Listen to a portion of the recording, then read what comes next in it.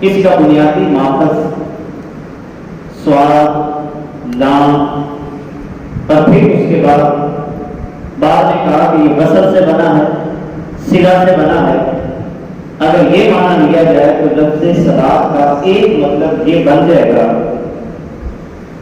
کسی بھی چیز کو کنیکٹ کرنا، کسی بھی چیز کو جوڑ دینا، جیسے ہم تار کو جوڑتے ہیں۔ اب اس کا مطلب یہ ہوگا ٹو بی کنیکٹ، یعنی کسی بھی چیز کا جڑ جانا، رابطہ کرنا، کنیکشن ٹوٹا ہوا ہو اس کو جوڑ دینا تاکہ کرنٹ بحال ہو سکے۔ اب اس مفہوم کی روشنی میں اگر اقامت صلاۃ کا مطلب لیا جائے، اللہ حمیدت فرما رہا ہے اقیموا الصلاۃ، اے میرے بندو یہ نماز جو تم پڑھتے ہو اس نماز کے ذریعہ اپنا رابطہ مجھ خدا کے ساتھ تم جوڑ دو۔ اب اس کا مطلب یہ ہوگا کہ کیا میں نے نماز پڑھنے کے بعد یا دوران نماز اللہ سے رابطہ بھی کیا ہے یا نہیں کیا؟ مثال کے طور پر آپ نے دیکھا ہوگا کہ ہم بعض دفعہ کسی کے ہاں جاتے ہیں، اس کے گھر میں بھی چلے جاتے ہیں، کہ اتنے کام کاج ہمارے وہاں ہوتے ہیں، آپ کسی شخص کو بھیجتے ہیں کہ یار فلاں بندے سے جا کے آپ نے فلاں دفتر کے اندر رابطہ کرنا ہے، وہ بندہ دفتر میں بھی چلا جاتا ہے، اس بندے کے پاس بیٹھا بھی رہتا ہے، لیکن واپس جب آتا ہے تو آپ اس سے پوچھتے ہیں کہ بھئی آپ کو فلاں جگہ پہ گیا تھا، کیا تیرا اس بندے سے رابطہ ہوا؟ وہ کہتا جناب گیا تو تھا پر رابطہ نہ ہو سکا۔ اب اقیموا الصلاۃ کا اگر یہ مطلب لیا جائے، بھئی نماز تو پڑھنے گیا تھا، سجدے بھی کیے ہیں، قیام بھی کیا ہے، تسبیحات بھی پڑھی ہیں، مگر اللہ سے رابطہ نہیں ہو سکا۔ اقامت صلاۃ کا مطلب یہ ہوگا کہ جب انسان اللہ کی بارگاہ میں کھڑا ہو تو باقاعدہ اللہ کی ذات کے ساتھ رابطہ ہے، گفتگو کا رابطہ، لہجوں کا رابطہ، انداز کا رابطہ۔ گویا کہ اقامت صلاۃ کا مفہوم کیا ہو جائے گا؟ رابطے کو قائم کر لینا، ٹوٹے ہوئے رابطے کو جوڑ لینا۔ جو ٹوٹ گیا تھا رابطہ، نماز کے اندر آ کے اس کو کیا کر دیا اس نے؟ To be connect. صلاۃ کا مطلب کیا ہو جائے گا؟ کسی بھی چیز کو جوڑ دے گا۔ یہی وجہ ہے کہ جب ہم ظاہری طور پر تکبیر تحریمہ کہتے ہیں، اللہ اکبر کہتے ہیں، اللہ اکبر کہنے کے بعد اب مجھ پر کھانا حرام ہو جاتا ہے، کھانا نہیں کھا سکتا، پانی نہیں پی سکتا، کسی بھی شخص سے گفتگو نہیں کر سکتا، ادھر ادھر دائیں بائیں آگے پیچھے نہیں دیکھ سکتا۔ اللہ اکبر کہہ دیا تو میری زبان پر تالا لگ جائے گا، میں کسی کی چگلی نہیں کر سکتا، غیبت نہیں کر رہا، دوران نماز میں کسی کے خلاف گفتگو نہیں کرتا۔ کیوں؟ میں نے ظاہری طور پر اپنا رابطہ اللہ کی ذات کے ساتھ جوڑ لیا۔ اس کا مطلب یہ ہوا کہ جب انسان دوران نماز تکبیر تحریمہ کہتا ہے تو اس بات کا اظہار کر رہا ہوتا ہے کہ اے میرے اللہ، میں نے اپنا رابطہ دنیا سے توڑ کر تجھ سے لگا لیا، اب میرا رابطہ ہو گیا ہے تجھ سے، لہذا چونکہ رابطہ تجھ سے ہو گیا، میری زبان میں غیبت ختم ہو گئی، چگلی ختم ہو گئی، یہ سارے انداز ختم ہو گئے، میں نے اپنے اوپر حلال چیزوں کو بھی وقتی طور پہ حرام کر لیا۔ کھانا نہیں کھا رہا حالانکہ حلال ہے، پانی نہیں پی رہا حالانکہ اس کے لیے حلال ہے، گفتگو نہیں کر رہا کسی بھی قسم کی حالانکہ حلال ہے۔ اس کا نتیجہ یہ نکلا کہ اے اللہ، اگر میں دوران نماز تجھ سے رابطہ کر کے حلال چیزوں کو چھوڑ رہا ہوں تو میں تجھ سے وعدہ کرتا ہوں نماز کے فارغ ہو جانے کے بعد حرام چیزوں کو بھی اپنی طبیعت پہ حرام کرنا۔ ایک تو اقیموا الصلاۃ کا یہ مطلب ہو جائے گا۔ اقیموا الصلاۃ کہ کئی مطالب، ان میں سے ایک مطلب آج کے ہم جمعہ مبارک کے اندر قدر تفصیل کے ساتھ سیکھنے کی کوشش کرتے ہیں۔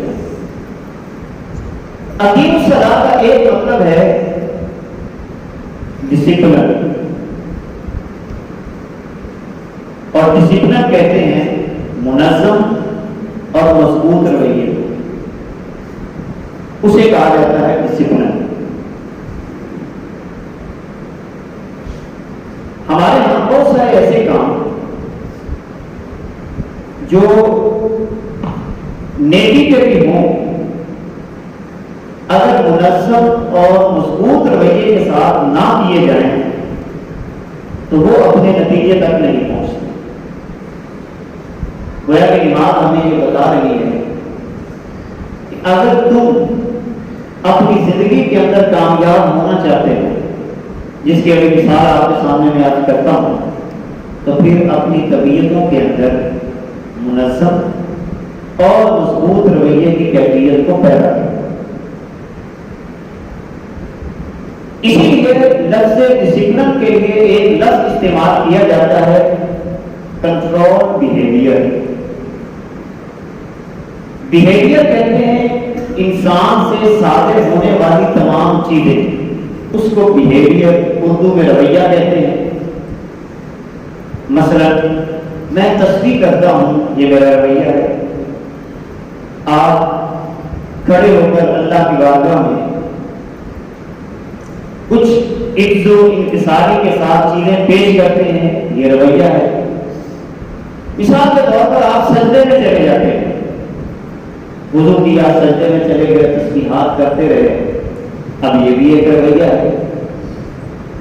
مثال کے طور پر آپ جھک کر اللہ کی بارگاہ میں کچھ تسبیحات پڑھنا شروع کرتے ہیں، یہ بھی ایک رویہ ہے۔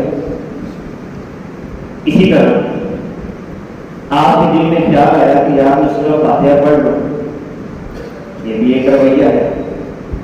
آپ کے دل میں خیال آیا کہ میں قرآن مقدس کی چند آیات کی تلاوت کرنا، یہ بھی ایک رویہ ہے۔ آپ کے دل میں خیال آیا کہ میں یار لوگوں کو سلام کہہ دوں، یہ بھی ایک رویہ ہے۔ آپ کے دل میں خیال آیا کہ میں درود شریف پڑھ لوں، یہ بھی ایک رویہ ہے۔ آپ کے دل میں خیال آیا کہ میں کوئی دعا مانگ لوں، یہ بھی ایک رویہ ہے۔ مگر آپ ذرا زیادہ لیجیے، ایک بندہ مسجد میں آتا ہے، جو بات اصل میں آپ کو اپنے سمجھانا چاہتا ہوں، غور سے سنیے۔ ایک بندہ مسجد میں آتا ہے وضو کر کے، آپ دیکھتے ہیں کہ وہ بندہ آتے ہی کیا کرتا ہے، ہاتھ اٹھا کر یا ویسے دعا مانگنا شروع کر دے، اپنے مقام سے تھوڑا سا ادھر ہو جائے، اور وہ کیا کرے، اونچی آواز کے ساتھ تلاوت قرآن مقدس کرنا شروع کر دے، یعنی کوئی بھی سورت اس نے پڑھ لی۔ آپ نے دیکھا کہ وہی بندہ اس نے جیسے ہی تلاوت ختم کی سورہ فاتحہ پڑھ لی، آپ نے پھر دیکھا کہ یہ بندہ سجدے میں چلا گیا ہے، اور سجدے میں جا کر کہہ رہا ہے السلام علیکم ورحمۃ اللہ، السلام علیکم ورحمۃ اللہ۔ آپ نے اس چیز کا بھی مشاہدہ کیا۔ پھر آپ نے دیکھا کہ یہ بندہ دو چار ہاتھ اور آگے بڑھ گیا ہے اور بیٹھ کے پڑھ رہا ہے التحیات للہ والصلوات والطیبات کا پورا اس نے مضمون پڑھ لیا۔ جتنے کام اس نے کیے ہیں اس کو کہتے ہیں بیہیویئر۔ مگر آپ ذرا جائزہ لیں، یہ جتنے کام اس نے کیے ہیں کیا یہ نماز میں کیے جاتے ہیں؟ یقیناً کیے جاتے ہیں۔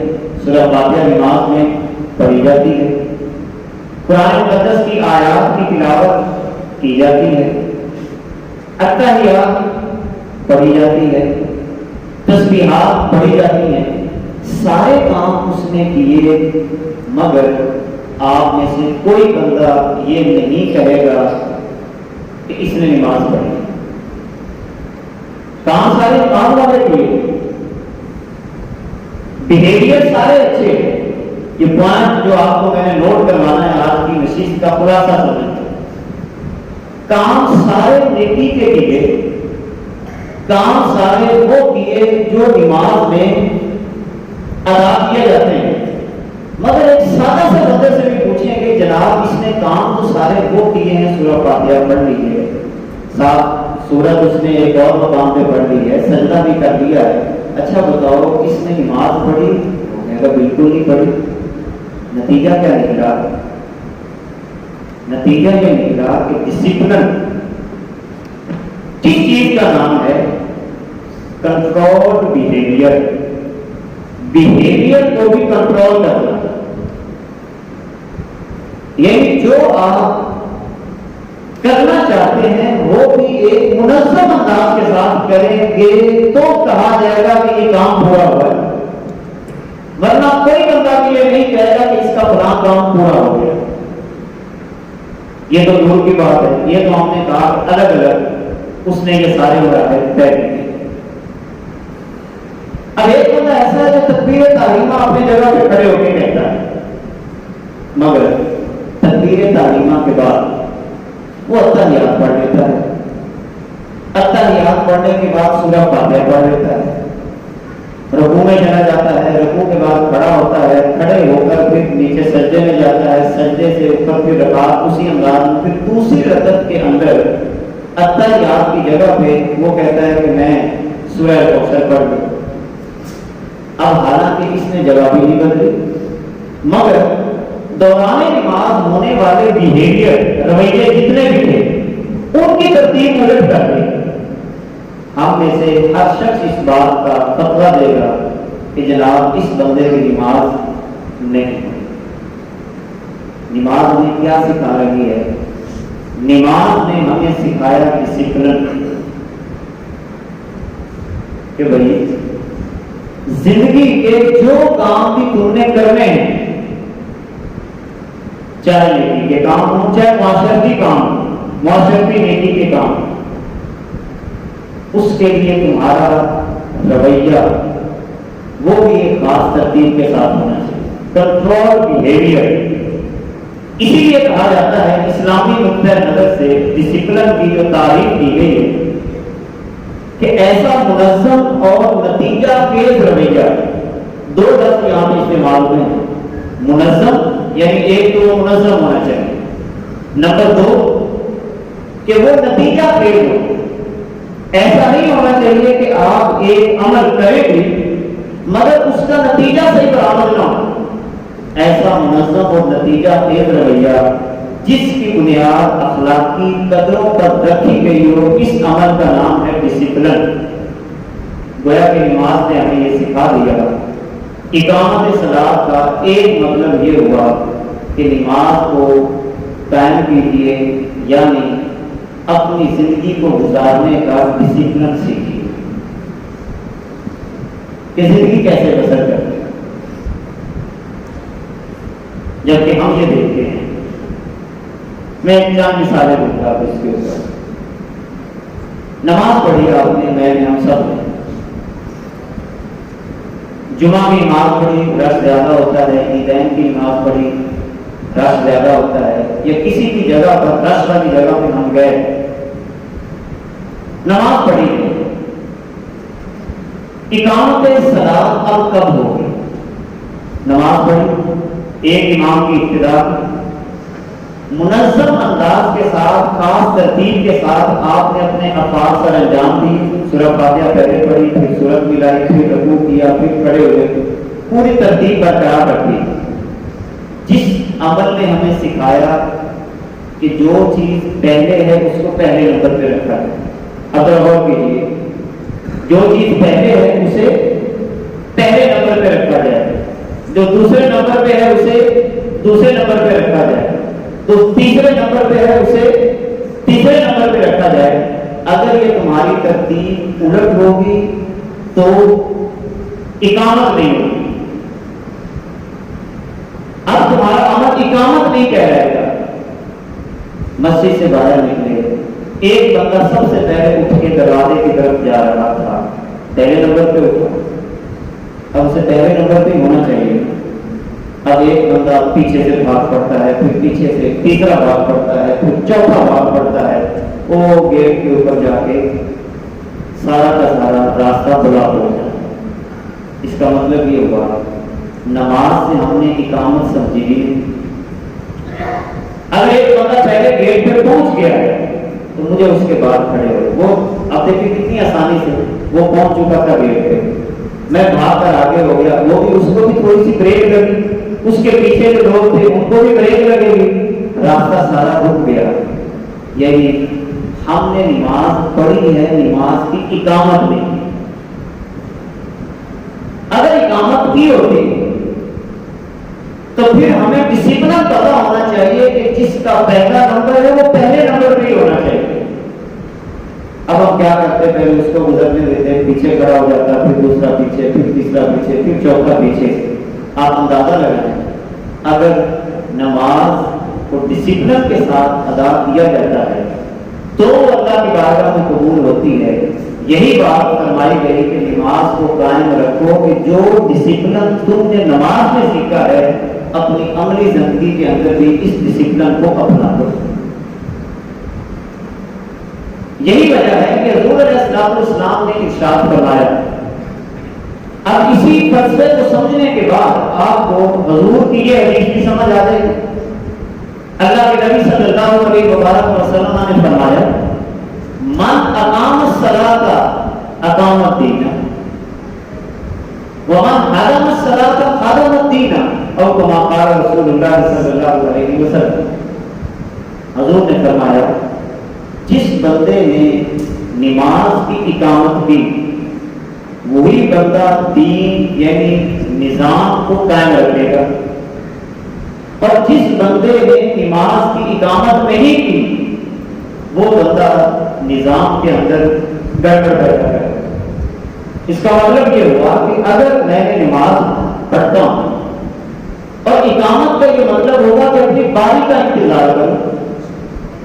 اب اس کی ایک اور مثال دیجیے ہمارے یہاں، ہم باہر کی مثالیں نہیں دیں گے، ہم جو مسجد کے ساتھ متعلقہ ہیں وہ مثالیں دیں تاکہ نمازی تو مقیم الصلاۃ والے بن جائیں نا، باقی دنیا میں جو ہے وہ ہے ہی سے، ان کو چھوڑیں آپ وہ کیا کرتے ہیں کیا نہیں کرتے۔ سادہ سی بات ہے، جو اللہ کے دین کے ساتھ مخلص نہیں ہے، میں تو یہ نتیجہ زندگی میں سمجھ چکا ہوں، وہ کسی بندے کے ساتھ مخلص نہیں ہو سکتا۔ یہ سادہ سا ہے۔ اور جو ہم مسجد میں آتے ہیں اللہ نے ہمیں توفیق دی ہے، کم از کم اپنی زندگیوں کو تو اس انداز کے ساتھ گزاریں کہ اقامت کر سکیں۔ چیز باندھی جاتی ہے، کھلیاں آ گئی، یا اس کے علاوہ کوئی چیز لو جی یہ چیز بانٹنے کا وقت آ گیا۔ اب اقامت کا مطلب کیا ہوگا؟ قطار بنائیں گے، ترتیب سے کھڑا ہوا جائے اور پھر اپنی باری میں چیز لی جائے۔ یہی نماز ڈسپلن سکھا رہی ہے، طریقہ بتا رہی ہے کہ اے حضرت انسان تیری زندگی میں تنظیم ہے، تیری زندگی بڑی منظم ہے۔ کیا فرق ہے اگر ہم کوئی چیز حیوانات کے سامنے رکھتے ہیں، کوے بیٹھے ہوتے ہیں، آپ چیز پھینکتے ہیں، وہ سارے کے سارے بھاگ آتے ہیں۔ ایک چیز پھینک کے 5-6 حیوان کھڑے ہو، کوئی ادھر پھینک رہا ہوتا ہے، کوئی ادھر پھینک رہا ہوتا ہے، کوئی ادھر پھینک رہا ہوتا ہے، کوئی ادھر پھینک رہا ہوتا ہے۔ پر کیا وہی منظر ہم حضرت انسان جو ہے وہ پیش نہیں کرتے؟ چیز بانٹنا شروع ہو گئی، ایک بالوں کو کھینچ رہا ہے، ایک قمیض کو کھینچ رہا ہے، ایک ادھر کھینچ رہا ہے، ایک ادھر کھینچ رہا ہے۔ اس کا مطلب ہے نماز پڑھی ہے، اقامت صلاۃ نہیں کی۔ اگر نماز کی اقامت کی ہوتی تو مجھے ڈسپلن آنا چاہیے۔ اس کا مطلب ہے میں نماز پڑھتا ہوں، نماز کو قائم نہیں کرتا۔ یہی وجہ ہے سورہ بقرہ کی آیت نمبر 182، آپ حیران ہوں گے کہ پورا قرآن آپ پڑھیں، پورا قرآن توحید کی آیت اتنی لمبی نہیں، رسالت کے متعلق آیات اتنی لمبی نہیں، نماز کے بارے میں بھی لمبی آیات نہیں۔ سورہ البقرہ کی آیت نمبر 182 سب سے لمبی آیت اور ڈسپلن کے بارے میں. اور ڈسپلن کس چیز کا؟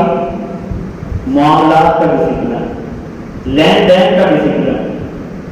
اندازہ لگائیں کہ ڈسپلن, تنظیم سازی, کسی چیز کو منظم انداز کے ساتھ لے کر چلنا, اس کی اللہ کے ہاں اہمیت کتنی ہے. اس کا مطلب ہے کہ جو لوگ اپنی زندگی کو منظم گزارتے ہیں وہ اللہ کے پسندیدہ لوگ ہوتے ہیں. لہذا اپنی زندگی کی ایک خاص ترتیب بنائیں, اقامت صلاۃ کریں. اب مثال کے طور پر اگر ہم اقامت صلاۃ کرتے ہیں, ہمارا گھر بھی منظم ہوگا. منظم گھر کی چند نشانیاں ہیں. نمبر 1, جس طرح دوران نماز میں اللہ کے حکموں کے سامنے سر جھکاتا ہوں, میں نے تنظیم کو سیکھا, بالکل اسی طرح جو گھر منظم ہوں گے اور جو گھر اقامت صلاۃ کے مفہوم کو سمجھتے ہوں گے وہ اپنے گھروں میں ایک بندے کو اپنا سربراہ مانتے ہیں.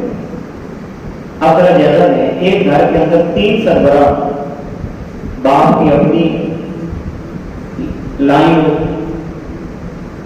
ماں کی اپنی لائن ہو, بچوں کی اپنی لائن ہو, تو کیا ہر شام کو ان کے گھروں میں لڑائیاں نہیں ہوتی؟ رات کے وقت وہ آپس میں چی بچی ہو رہے ہوتے ہیں, چھوٹی چھوٹی باتوں میں چی بچی ہو رہے ہوتے ہیں.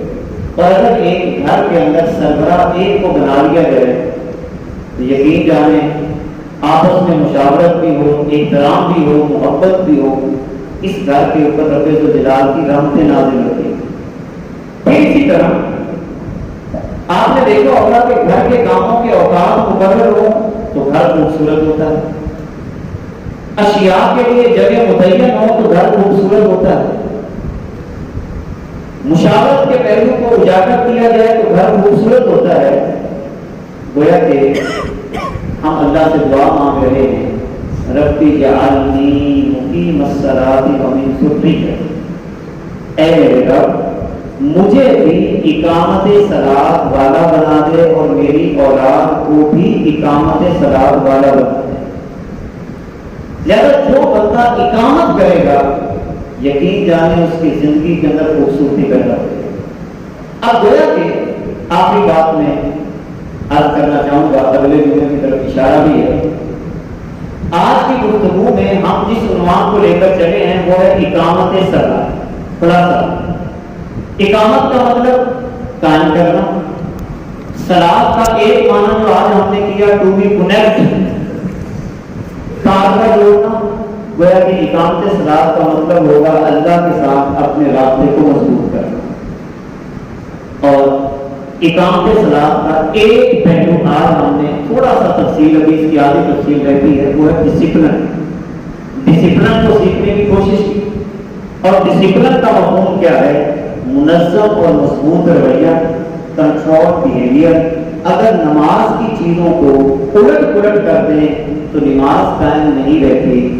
اسی طرح معاشرے کی چیزوں کو, ترتیب کو, نظام کو الٹ پلٹ کر دیا جائے تو معاشرے کا نظام قائم نہیں رہتا. جو لوگ نمازوں کو قائم کریں گے وہی لوگ معاشرے کے نظام کو قائم کرنے کی صلاحیت رکھیں گے, اور جو لوگ نمازوں کو قائم نہیں کرتے وہ معاشرے کے نظام کو بھی قائم نہیں کر پاتے. اسی موضوع کو, ڈسپلن کے پہلو کو ہی مزید تفصیل کے ساتھ اگلے جمعہ مبارک کو بیان کیا جائے گا. دعا ہے کہ اللہ رب العزت ہمیں وہ بلائے جو ہم اللہ سے دعا مانگتے ہیں, ربی جعلنی مقیم الصلاۃ ومن ذریتی. اللہ رب العزت خاتمہ ایمان پہ فرمائے. صلوات اللہ تعالی علی حبیبہ اعلی محمد و آلہ و اصحابہ اجمعین.